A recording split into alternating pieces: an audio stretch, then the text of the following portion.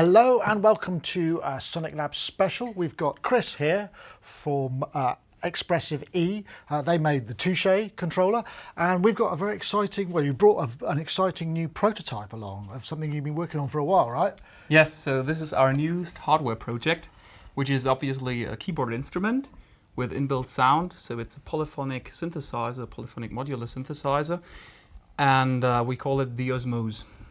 Right, okay. So the keyboard looks quite unconventional. I mean, obviously you're known for the Expressive Touche, which is very expressive. Are you following along the same sort of trajectory with this? Yes. So the most important aspect of this is that we've integrated an entirely new keyboard into the synthesizer, and we spent lots of years to find a way to expand the normal keybed that is embedded into, well, basically electronic instruments since already 100 years ago. Sure. And we want to give the keyboard player more abilities to modulate the sound in a continuous, real-time way instead of just activating a note, so to say, and letting it go and hearing it decay. So this is an expressive controller, keyboard part of it. So I guess you better demonstrate so we can see what you're on about. Absolutely. So you could play normal keys, in fact, on the on the keypad, but you have augmented possibilities for each of the notes. If I strike a note here, the first thing you will see is that it already reacts to my slightest touch. So I only put my finger on the surface.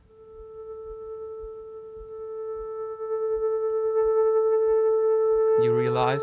Yeah, that's very light every touch. little shake is caught and recorded, so to say, in real time in a continuous way. And this is only the first initial pressure phase, the first initial pressure zone of the key. And if I push that key down, I'm gonna feel a resistance, clear resistance. And after that, you push even further and you reach what we call the high quality aftertouch. And then you could go sideways with the key as well.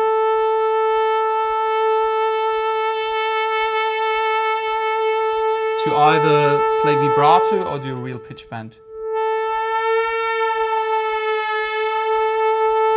Right, so it's got velocity on, initial travel, secondary travel, plus lateral movement as a controller and per note. Basically, it has the initial pressure and velocity can be derived from this because we know the actual position of the key at any given time. Right. Then it has the secondary aftertouch, and then you have the pitch bend. And you have to add the word polyphonic to each of these three phases because, in fact, as I can show you here, you have it independently for all of the 49 keys. So if I push that key here.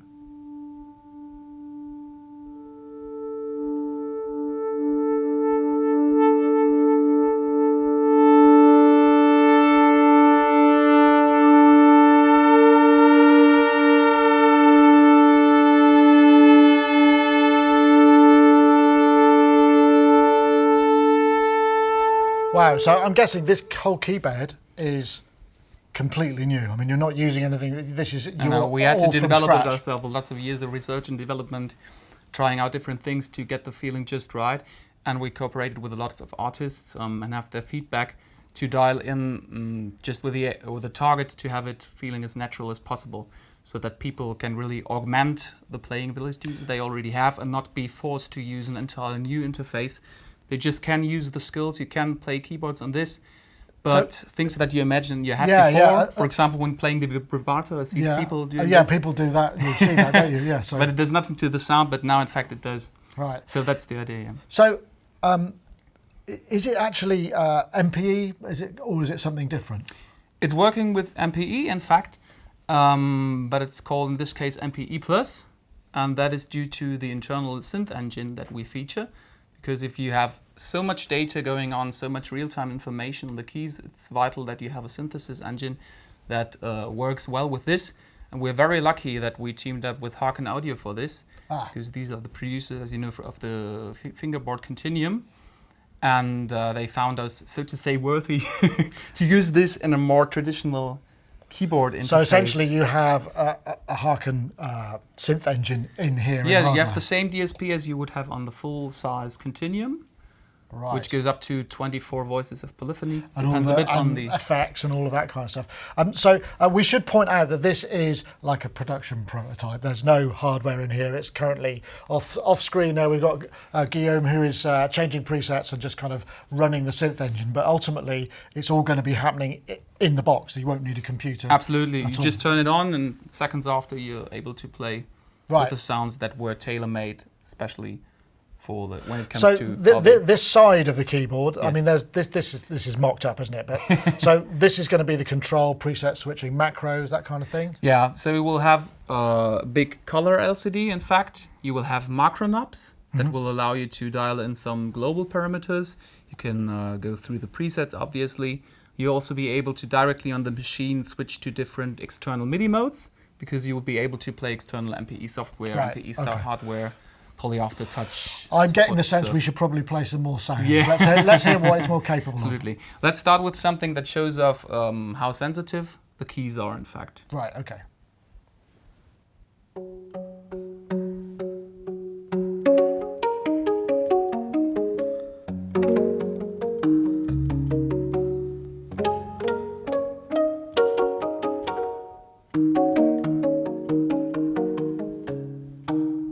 So you're barely touching those, but I'm barely touching it, and I could go digging deeper, but still being in the initial pressure.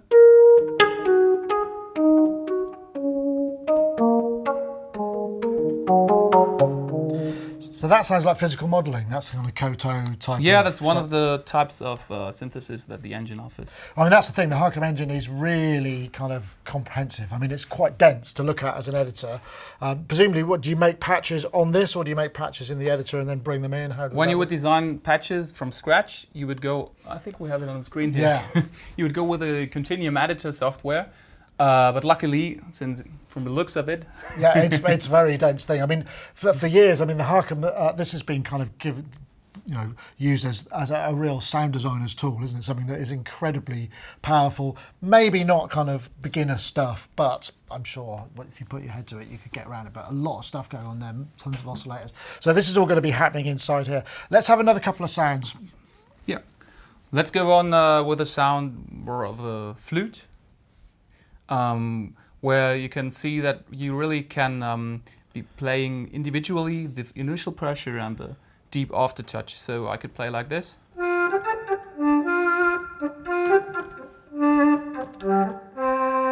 if I press deeper, We get that. we go to the aftertouch phase. But in fact, if I press hard, I'll be able to only trigger the aftertouch itself as well. So I could go.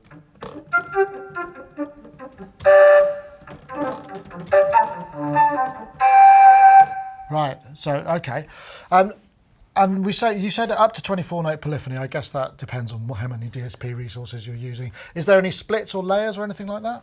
You could do a two-part split, two-part layer. Okay. Yeah, that can be done directly on the thing itself. So you have like a pad on the left hand, stuff like this. Oh, okay. And it sounds like some of the sound. You're almost like. I'll just play that a sec. I mean, it's got quite a firm action, hasn't it? But so you can be sensitive, firm but sensitive, I suppose. Because it's an entirely new thing to be able to trigger a note directly from the first, millimeters of touch. We had to make sure to dial that in really, really well, so that you have a firm resistance to it. Okay, let's have some more sounds. So let's go with one where you have a separation between when you only tap on the surface, or if you go lightly with the touch, it would sound like this.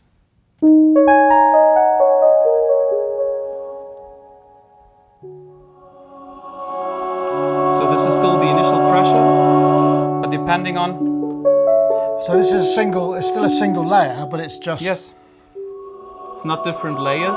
It's just depending on whether I accelerate the key or whether I go really lightly. I mean, it is almost like having two patches, because you've got completely different response. And after this, you still have the aftertouch available.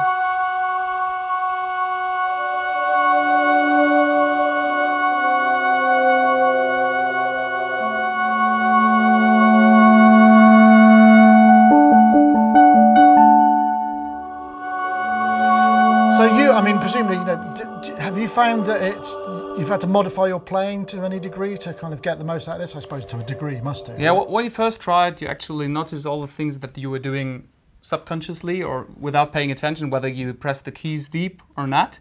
So it gets a little bit of getting too accustomed to, but it's all very reproducible in the sense that it's a rewarding experience. Right.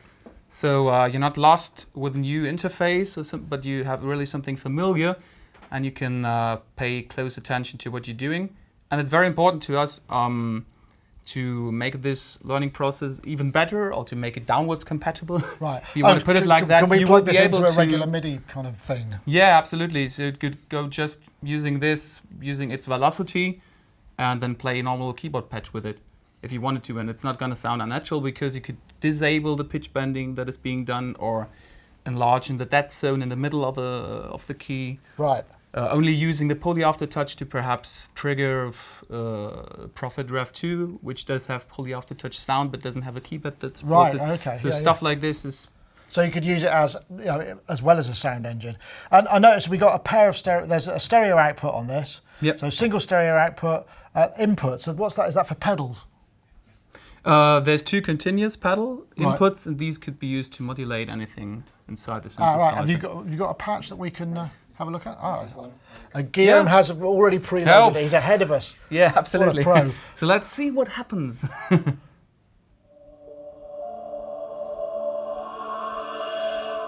That sounds like it's changing formant filter or something, or a phase, or so. You probably can't see this, but maybe if you pass me the pedal and I can show you what's happening there. Let's have a look. So there's the one. Here's the pedal. So you play, and then we can demonstrate together. Ready? Let's go.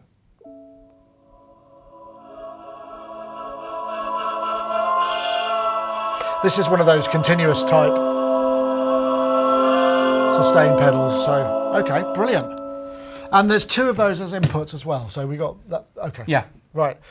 I'm trying to think what other things I need to ask. Well, I mean, where are you in the development? Because I know this is a prototype, but you've got a kind of pre-order period launching. So tell me what the roadmap is. The final product's going to be available in summer 2020. Yeah. And we're starting pre-orders right now on the website. And you can, in fact, get heavy discounts if you're an early bird. Right, well, which makes sense. So you must have showed this to kind of various players. I mean, because the people always bringing in new ways. I mean, you've successfully done it with the touche. People have kind of adopted that. How are people finding this? I mean, you think is it blowing their minds? Yeah, if you want to put it like that, yeah. Right. That's what they said, literally, yeah. We were really overwhelmed by the response. Of course, it takes time and to dial things right in, so they have remarks about certain things that could be improved in some ways, or that feel better to them in certain ways. And we really took them seriously, every feedback that we've got.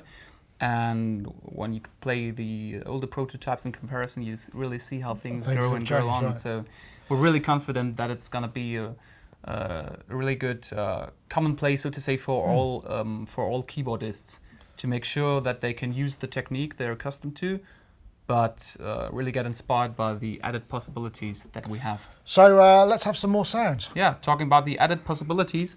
Let's see, which one do we have next? Oh, yeah. Well, the next sound I'm going to show you an entirely new possibility that we have with this initial pressure phase. So with this we can shake a key in order to produce a sound. So there's nothing much happening, but as soon as I go back and forth, like a sort of trem, or so I'm bouncing back on the aftertouch, so to say, but what is triggering the sound is the initial pressure. I could go like.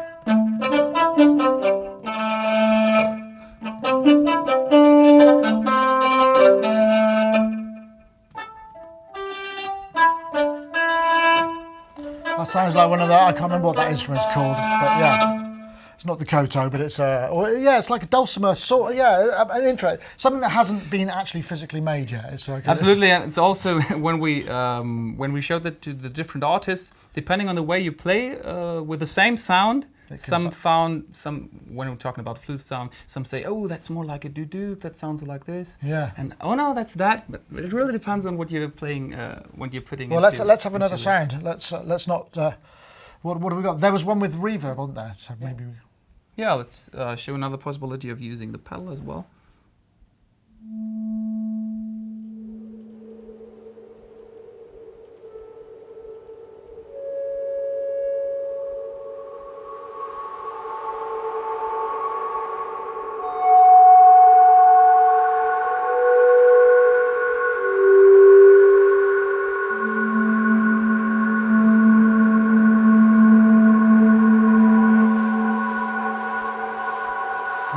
You're modulating something with the foot pedal there as well, I think.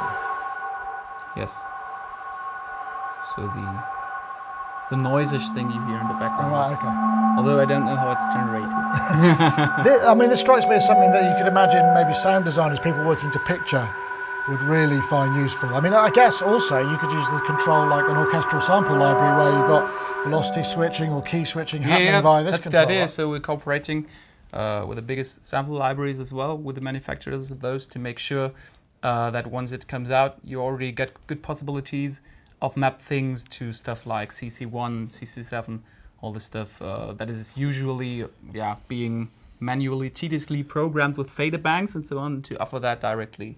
So will it itself. So the data that comes out of this, is it going to be something that you can easily pipe into, your DAW of choice or your software of choice, or will it need some kind of translator or something to kind of turn it into something that it can understand? Since MPE is established, more or less, it depends on the DAW that you're working with. Yeah. Ableton.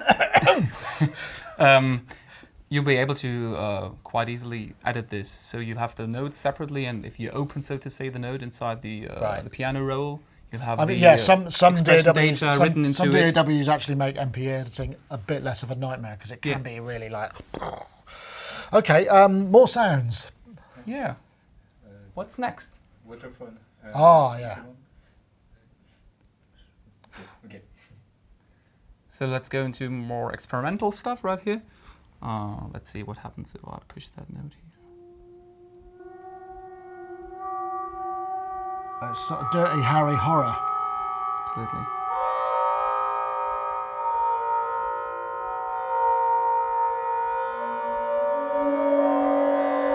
Wow.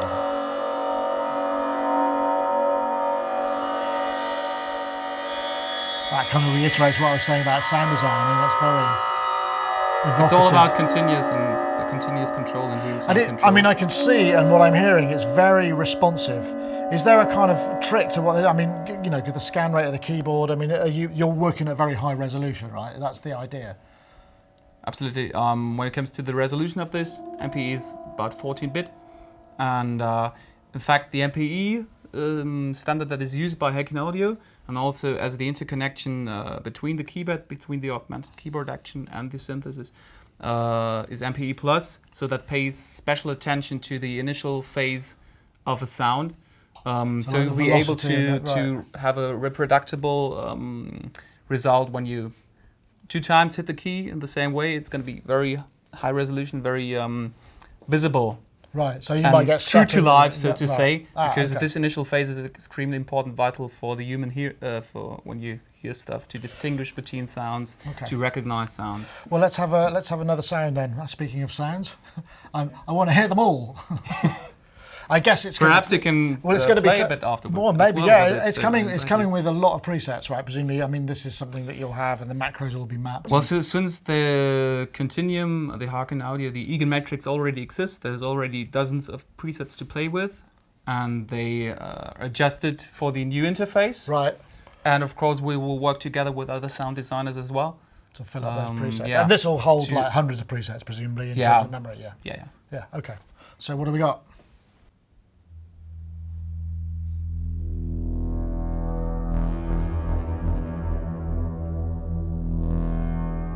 More traditional synthesizer tone.